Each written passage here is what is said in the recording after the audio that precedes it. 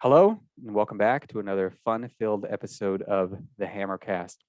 I'm your host, Alex, the Hebrew Hammer Salkin, and joining me today is none other than Dani Almeyda, one of the highest ups, not even higher ups, highest ups at Original Strength.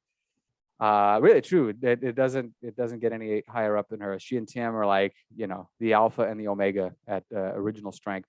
And we're going to be talking about a whole bunch of stuff today that is going to be about Original Strength, how Dani got into it, her own experiences, both with herself and with her students in using the system, as well as other things she has learned in her time as a trainer and as a coach. And it's going to be a good old time. So I'm looking forward to having her on. I mean, it's a long time coming. It was really probably should have happened sooner. Now, before we begin, I always want to remind the listener that if you have not, you should go to 9minutechallenge.com and get yourself a free copy of my 9-minute kettlebell and bodyweight challenge. If you're into OS, you will really like this challenge because it has a very strongly original strength oriented bend to it. And I've had a lot of very nice compliments on it with people who do it in conjunction with their other program. As the time in the title implies, only 9 minutes. And it helps improve their strength, stamina, their energy levels, things like that. So 9minutechallenge.com, get your own free copy, and you will enjoy it. And now, without further ado, Dani Almeyda. How you doing? Hi, I'm good. Thank you so much for having me on your show. I'm excited to be here. It's a pleasure. Yeah, you know what? I was trying to think why I hadn't invited you sooner. And I think it's because we were on the phone so often before. It's just like, it didn't even occur to me that, you haven't yet been on the podcast. So we were talking a lot. It has been a little while. So if I had known, I just had to stop talking to you to get on your podcast. You would have done it a long time. You might have blocked me. That would have gotten me to get you on the podcast very quickly. Complete lack of contact. But yeah, noted exactly. But not now is not a necessity, but at the time it would have helped.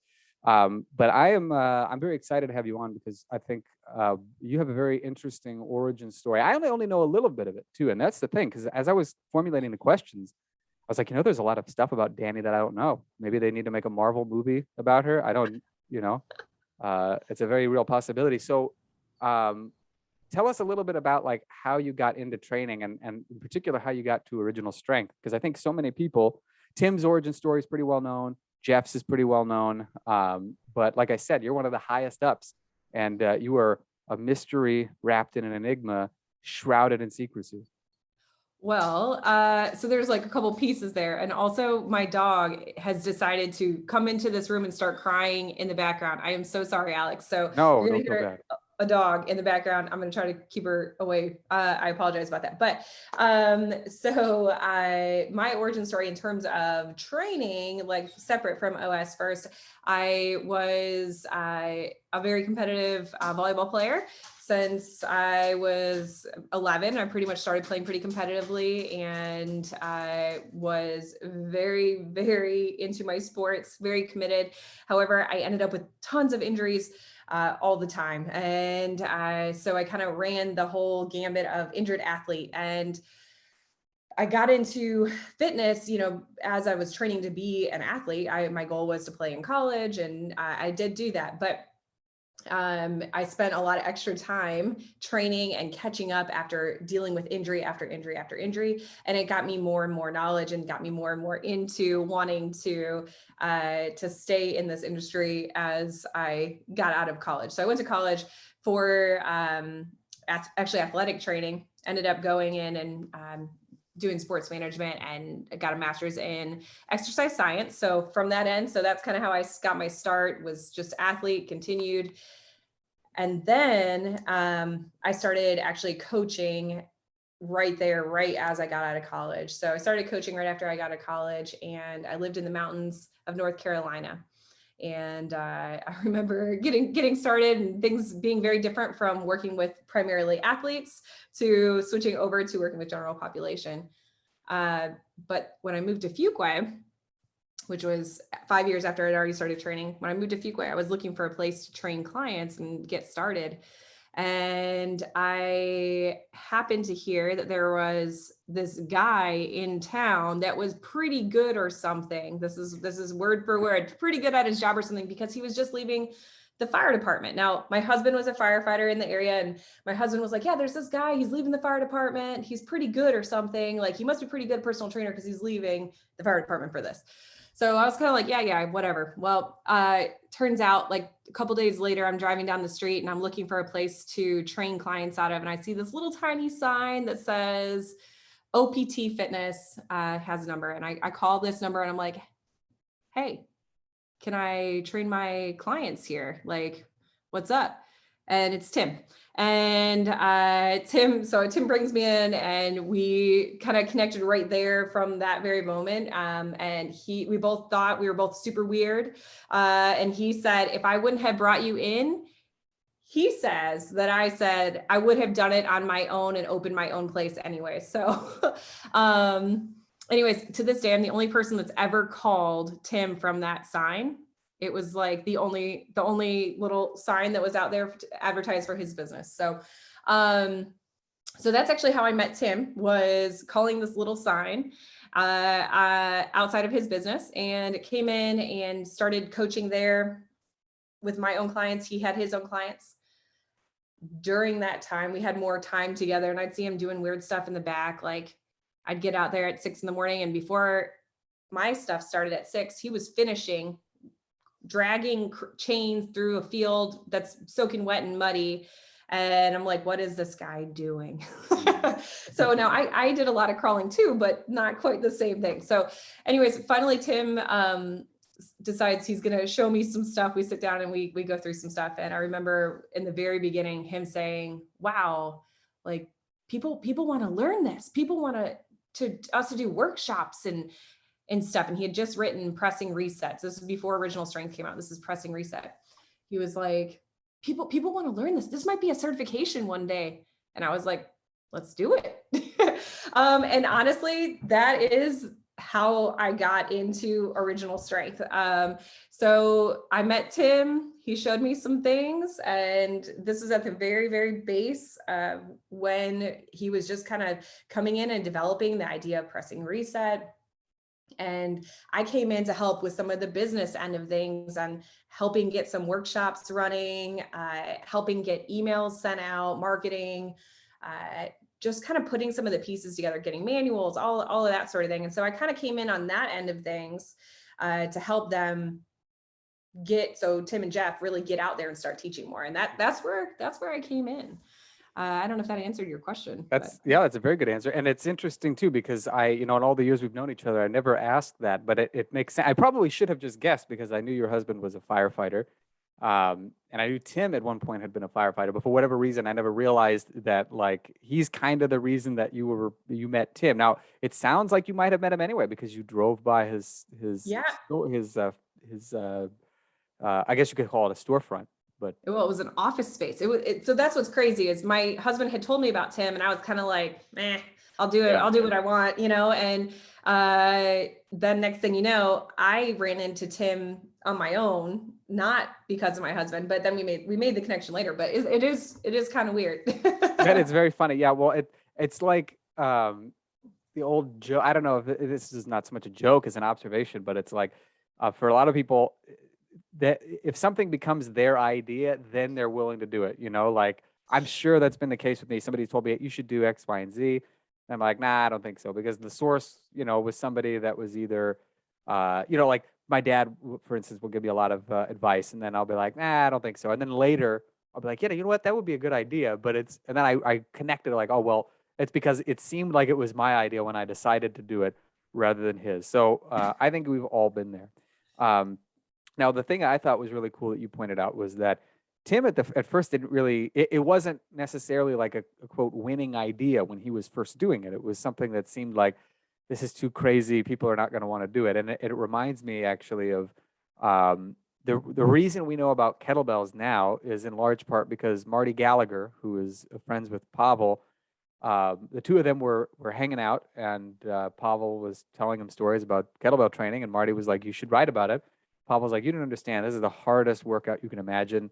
What American is going to want to do this? And so Marty chided him until he agreed to write an article. And from there, it grew.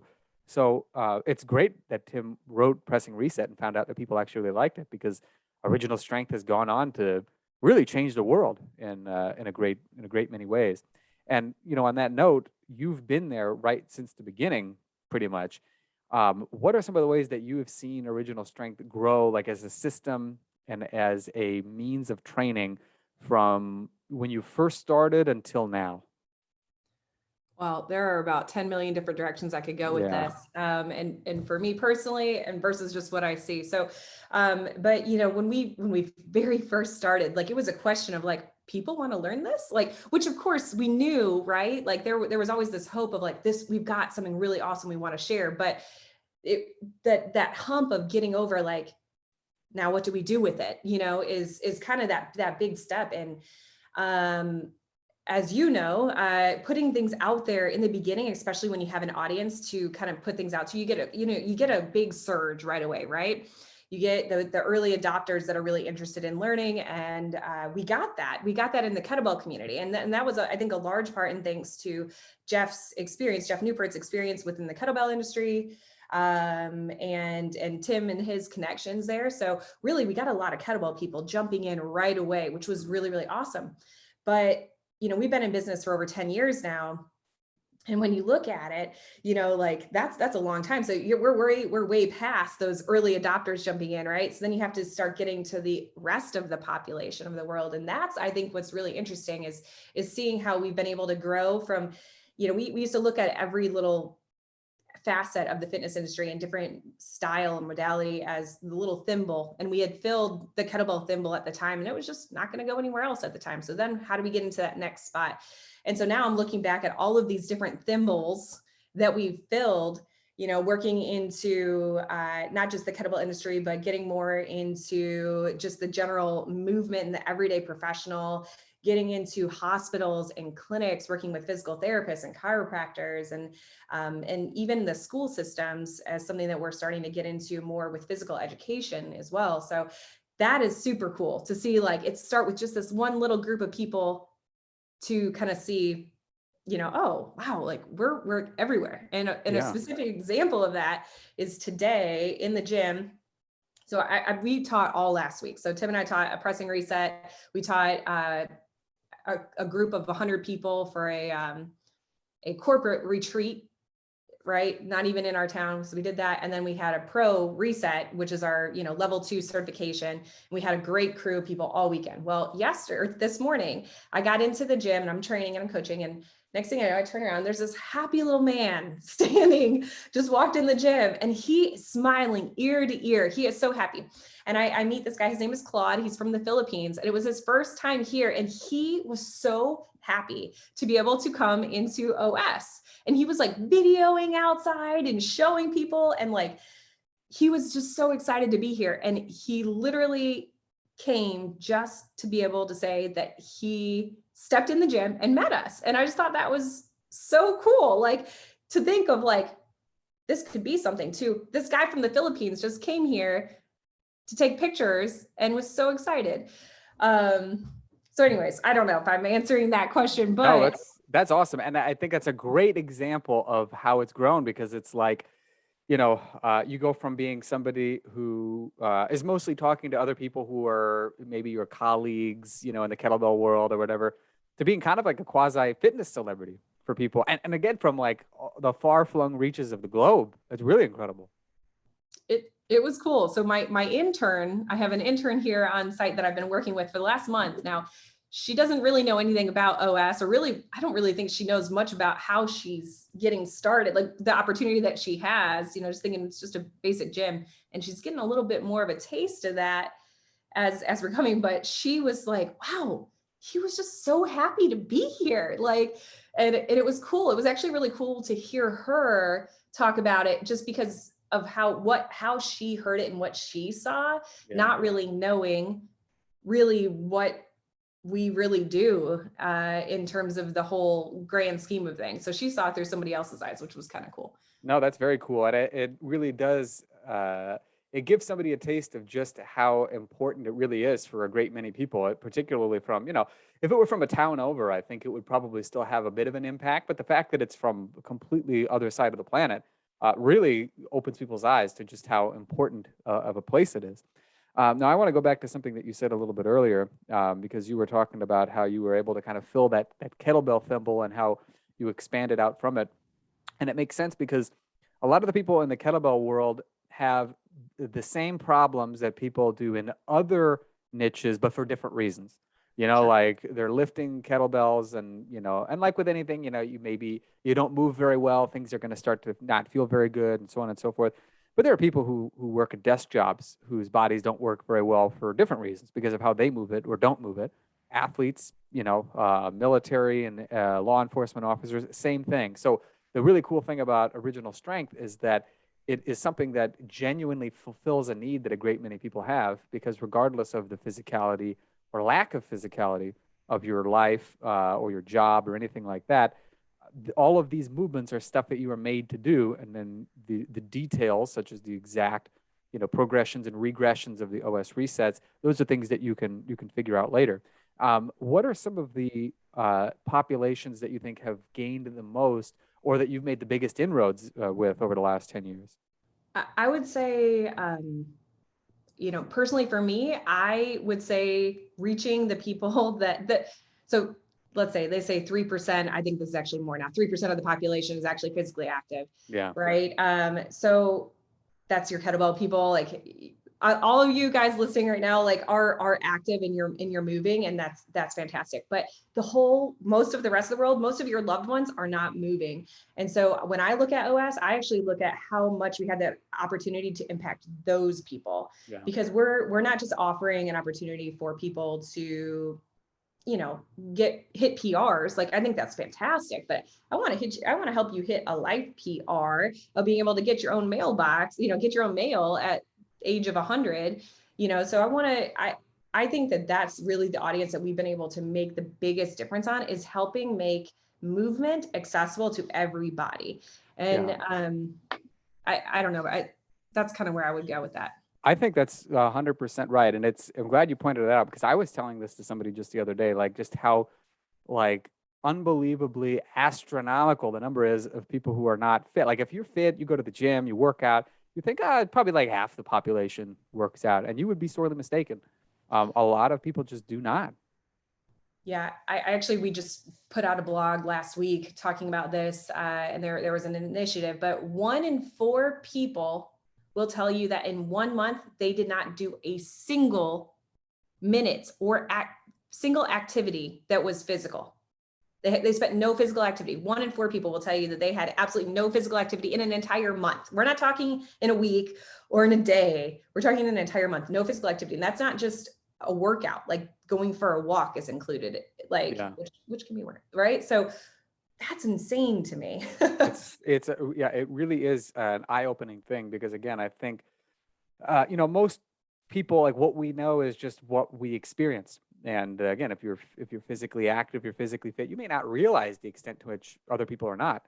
And I can tell you from experience, probably one of the greatest achievements I've ever had in my own training with people was with a gal named Sue, who I met when I lived in Israel. And she was actually, she's from Atlanta originally, and she retired to Israel.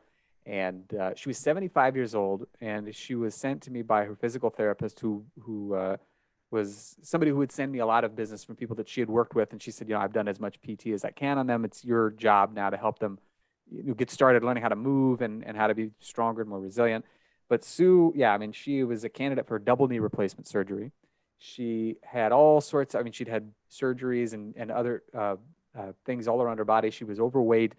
She had a very hard time moving. And so, for me, when I was younger, the first thing I would have thought to do is like, all right, kettlebells. Kettlebells are great for people.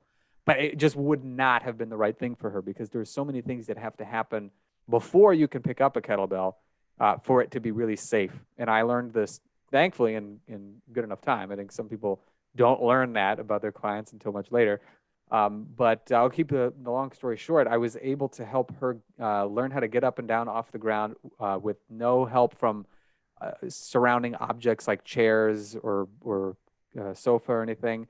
She went from barely being able to walk down the street without debilitating knee pain to being able to walk 10,000 steps a day for 8 days in Spain on a vacation. And most importantly, she never had to go through the knee surgery. And That's it's the power amazing. of OS. It It's, truly, I can't, I mean, look, I was there to train her and I wrote her programs, but none of that could have happened without original strength. The last few years of her life would have been uh, far more awful if original strength had not been my main tool in my toolkit. But I know that this is something that, again, I like to tell people on both extremes, because you've trained a lot of, I mean, you're training athletes right now, even, aren't you? yes. Although my niche, like my favorite people to work with is actually special populations. Yeah. So I'm working with people with Parkinson's. I'm working with someone that has amputees, paralyzed, people that are paralyzed. I I like working with special populations. So actually sounds like Sue may actually be someone that I would typically be seeing. She would have, yeah, yeah. And I'm sure she would have liked you more than she liked me. She always used to like to chide me and say, "Have I told you lately how much I hate you?" As a joke, obviously, but I'm sure she would have gotten along with you great. And again, she's got that Southern sense of humor that you probably know more about than I do. Being a Midwestern. Well, you're a Midwesterner. You're from Chicago, right? Yep, from Chicago, but I've been here for a while now. So Right, exactly, exactly. Now, another population that I know that you've done a lot of work with, and I think is also especially important, is with women. You've got the Women's Movement Collaborative, and I know you've done like meetups in not even just the U.S. I think you guys did some in Canada at some point. yeah, we did. Yep, up in Tell me a Toronto. little about that, because I've always thought, well, number one, I've always found that women generally speaking, make better personal training clients, because they want to improve themselves, whereas in many cases, again, not all cases, but men want to prove themselves. So it's like you tell them, okay, just do this many reps, and they got to try to double that, like no matter what, right? But I think what you talked about earlier with your volleyball experience, I'm willing to bet that your approach is probably mostly just volleyball, volleyball, volleyball, and maybe not a whole lot of other restorative or strength Oh. oriented stuff. And do you find that it's a lot like that with women who are interested in physical activity? You mean that they're more open to improving themselves, That or that, but also the ones who want to be physically active, and then they kind of find one thing they like a sport or some other physical activity, and then they don't really move outside of that. actually no? I would say the majority of the people that I work with, I would not say that to be the case That's great. at this age. Now, yes, when I was younger, like I also worked with more athlete Mm. specific. But now I feel like I'm seeing on a regular basis women walking in that just want to feel better. They want to feel more confident. They want to they want to feel good in their bodies. They want to feel strong. And I think more than anything, it's they want to be confident in who they are and what they can do. So that's really what I'm seeing more and more. So I wouldn't necessarily say it's specific to a sport or something, but for the Women's Movement Collaborative, like kind of how we started that is I've been to many certifications and events where it's just a lot of men and there can be a lot of ego. So there's a lot of ego trying to prove themselves.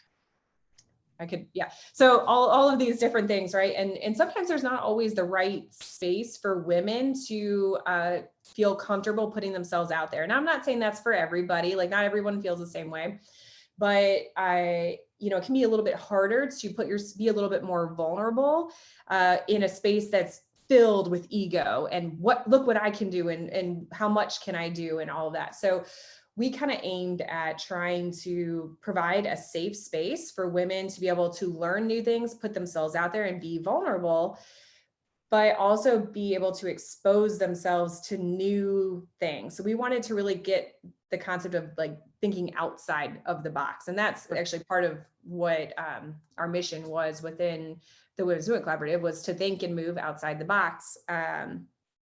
But yeah, I mean, I think that's kind of a big piece for women, is just to feel safe and to be able to know like what they can do and that they're going to be safe while doing it.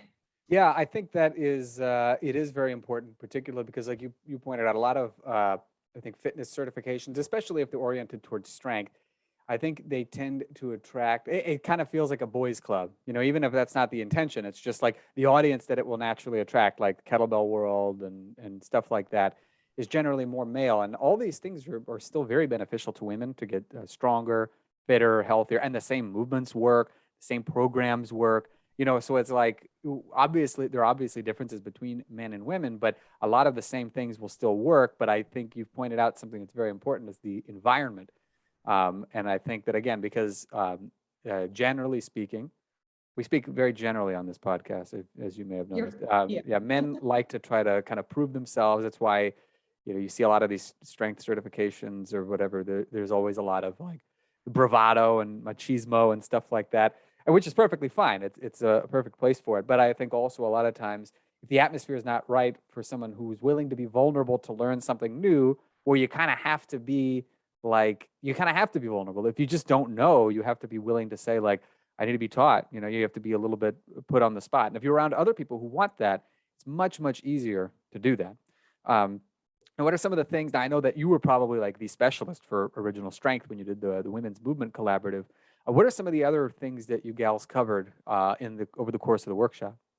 So, well, our very first event, what we part of how we actually came together too was I was so sick of seeing like, oh, I'm a kettlebell professional and everything else is shit. Sorry, Yeah, I told you I that's wasn't fine. there. But like and I'm not saying that that's the case. Just so you know, of course, general, right? It's or I'm CrossFit and that's it. CrossFit, CrossFit. Yeah, so, we kind of were trying to bring in some different backgrounds, right? So we had an OS based background, we had a MoveNet based background, we had a parkour professional, we had a gymnast come in, and then we also had some other conversations. Like we had a runner come in that does ultras. We had another general strength training professional that came in. They actually talked about mental health and eating disorders. So we had kind of a really wide range. We kind of melded everything together, but the idea is to expose everyone to different areas and to show that you could do all of these things and love all of these things and learn all of these things. You don't have to be just one, you don't have to like structure yourself out into just doing this one thing, and it makes you, it's just not as exciting, right? Like if you just only want to eat mashed potatoes for the rest of your life, like, but then there's so many other kinds of potatoes, like, you know what I mean? 100%. Yeah, I think that I think stuff like that, it's important because, when I'm sure that you can probably attest to this too, because I'm sure you've either seen it or you've gone through it. But, when I started with kettlebells, it was kettlebells or nothing. And it's not like I thought other things weren't good. It's just I didn't know how to do them. I wasn't really exposed to any of them. And it wasn't until I kind of took it upon myself to go search out like calisthenics, original strength, that I was able to later discover these things. So like when you were putting on these seminars, what were some of the breakthroughs that some of the ladies had that they really enjoyed the most? Oh, well, a lot of them were getting over just fear. So conquering fear and also realizing how strong they really are. Those are some of the really big things that kind of came away. Now, those aren't specific to any one modality, which is interesting. So like Kirsty Grosser came in and she's a handstand professional. I know you've had her on the show, I think too. Yeah. So Kirsty is a great friend and she came in to help show how we can change our view and our perspective by flipping upside down, right? So all of our topics kind of related to real, like other life topics too. But, we started working on finding ways to get people upside down in different ways. Now, that might have been just keeping their hands and their feet on the floor, and that might have been with their feet way up in the floor doing handstands. But the idea is that we can find a way for you to learn and for you to try and see where you're at. And chances are you're probably going to find that you're a lot more capable than you think you are. So I'd say that's usually the biggest takeaway for most of those women is they walked away being like, wow, look what I can do. And that went from everything from like, we had a strong woman, she's got some history with some different traditional strongman type training. And she showed everyone how to tear apples in half. Oh, wow. And I'm like, how cool is that? Right. Like, and so now we've got like a room full of women ripping apples. And now I know that they still go to the grocery store and they rip open apples like in the grocery Just store leave as them on their the party shelf. trick. Yeah. Just leave it. That's what I would do. I'm very curious. I would like to be able to do that sort of a thing. I think that tearing an apple in half would be, It's you know, amazing. Way better than a knife. yeah, well, it would definitely be something worth trying. That's for sure. Now, I guess if she could get you to tear open like a watermelon, that's probably like the next level type of thing because I don't know how you'd fit your hand on that one the same, I but I don't either. I would be very intrigued to see how she would teach that, or if it's even doable. Now, going back to original strength, one of the things that I remember when I first went through it, it was like it was a 2-day thing. Well, I take that back. The first one I went to was Becoming Bulletproof, and it was like I think it was shorter than what the one day is now. It was maybe like 6 hours, and it was great. And then I remember going through the first, I guess it was the first original strength certification. This was in New York in 2014.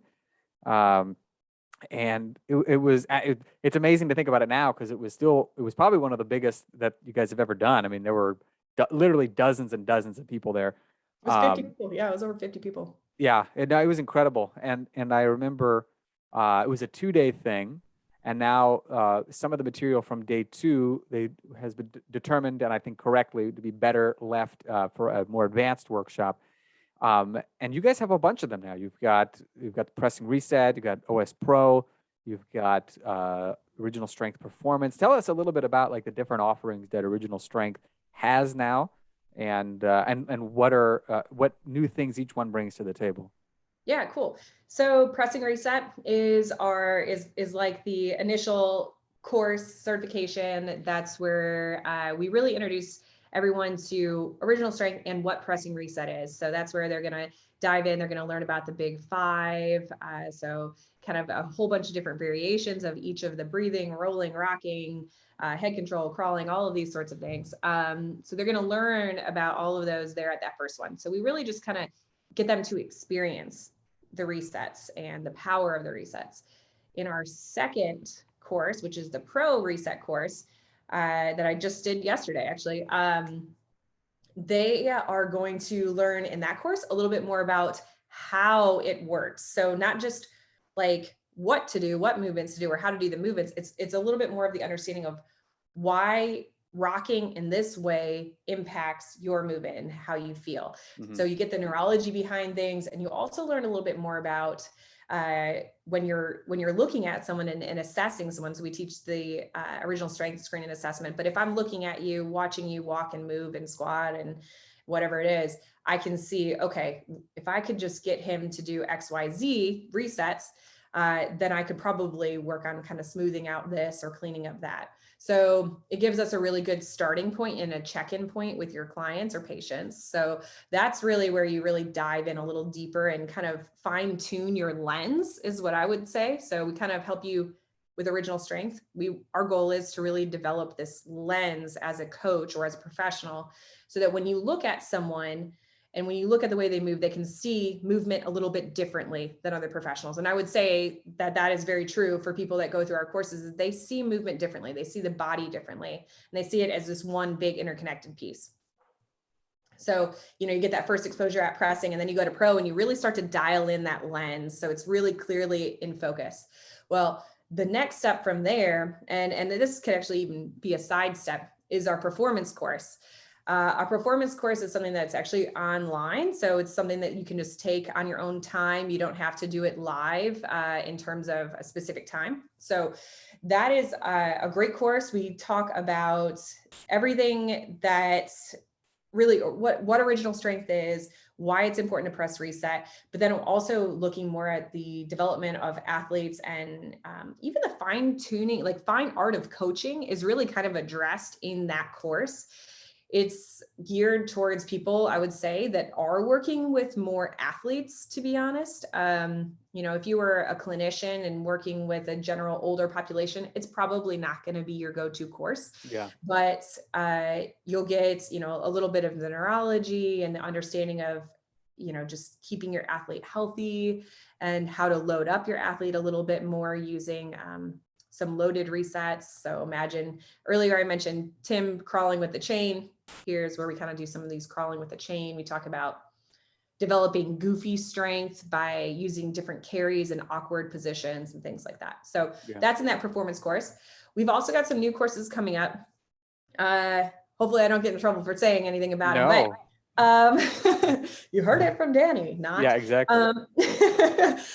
So we have a breathing course coming up. I'm super excited about that. I don't know when our first one's going to be, so I can't give you any dates, but we have a really cool new course coming out on breathing, things that we have never shared before. So it's kind of going to take your breathing experience a little bit further. We also have a course coming out for educators, so specifically for the school system. One of the big things we're trying to do is help educators get their students moving more.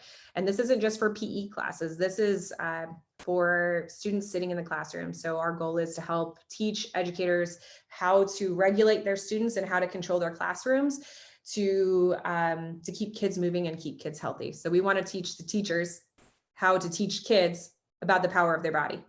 I'm really excited about that course. We've got some cool stuff coming up on that. We are also working on a course that teaches our professionals how to look into different populations a little bit more with the OSA. So that's our original strength screen and assessment. It'll actually give them previews of us working with different populations and individuals and us assessing them and showing kind of like what we're seeing and explaining why we're giving them X reset or, you know, what we're doing with them. So I'm excited about that too. I feel like I'm missing things, but those are some of the things on the horizon. Oh, one more. There's also a circular course coming. So circular patterns. And that is something that should be coming here in the first or second quarter. Exploring just circular patterns in general, but we are going to start throwing in an Indian club and kind of talking about how we can utilize Indian clubs and circular patterns and how the human body kind of craves these circular movements and why. We'll teach you how to use Indian clubs on the very basic level with an original strength lens. So this is not going to be like Olympic format, Indian club movements. It is a non-traditional original strength viewpoint on Indian clubs and how it can help the connection between your brain and your body. And just overall feeling good. So I'm excited about that one too. That should be really fun. And that's going to be an in-person course. I think that will be a really fun one to do in person. No, it sounds amazing. And I think what's really great to see is that, we talked earlier about how the kettlebell crowd was kind of the first, they were the early adopters of the system. And then it later became the special populations. And then again, there's been everything in between, law enforcement to military, and now branching out to schools. I think it's a great development to see because these are all populations that really need this. Because the reality is that, as you would no doubt agree, everyone needs to move, and there are certain ways that we're all designed to move in. And so if you move the way you're made, you'll be able to move the way that you want. And I think people oftentimes kind of want to just jump into the want thing, like, oh, I want to, run a marathon, but they can barely bend over and tie their shoes. It's like, something bad's probably going to happen. Maybe you should take care of that first. The marathon will become much easier. So I'm very excited to hear about all these developments because particularly the breathing course, I think will be great.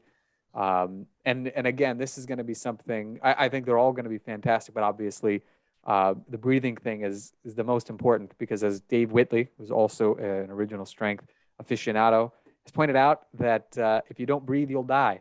So it's kind of the most important thing that you're going to do today. And the better you do it, the better you will get at a great array of things. So as we wrap up here, where can people contact you or get more information about the upcoming courses and that sort of a thing? Yeah, so I would highly recommend heading over to originalstrength.net. That's our website. We also have tons of blogs and video content that we put out every single week. I think we do. I'm going to toot our own horn. I think we do a really good job putting out a lot of content on a regular basis for years. So I would definitely recommend heading over there. Our courses are always listed on the website. So that is a great opportunity to check in. Also, you can find us on Instagram at original strength. It's original_strength. And then me personally at Dani Nicole A, also on Instagram. So happy to connect and be a real person there as well.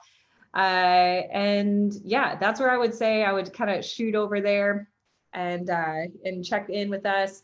If anyone has any questions, you can reach out directly through like sending a message over to our website or in social media.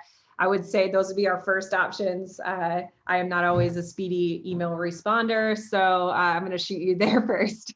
Yes, yes. Well, you heard it here first, folks. That is exactly where you want to go, originalstrength.net. Check them out also on Instagram at original_strength, at Dani Nicole A for her own personal account.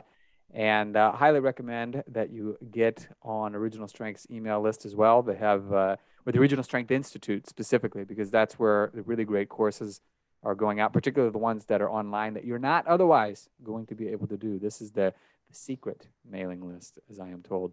Very, very good details on all sorts of very cool stuff there. Well, any final notes to wrap up before we officially turn the page on this podcast? I don't think so, Alex. I'm so grateful to be here. So thank you so much. And thanks for providing such a great platform for Original Strength and introducing so many people to OS. Well, I know that it makes such a big difference in a lot of people's lives. And I hope that your listeners have given it a shot. So, and if they haven't, they soon will, because they will probably hopefully they will take my advice to get the 9-minute challenge. That is going to do a lot to help introduce you to some of the very fun aspects of Original Strength. Not all of them, but at least the first couple that you need to get kick-started. So, Dani, thank you again for coming on the show. Thank you. And listeners, as always, have fun and happy training.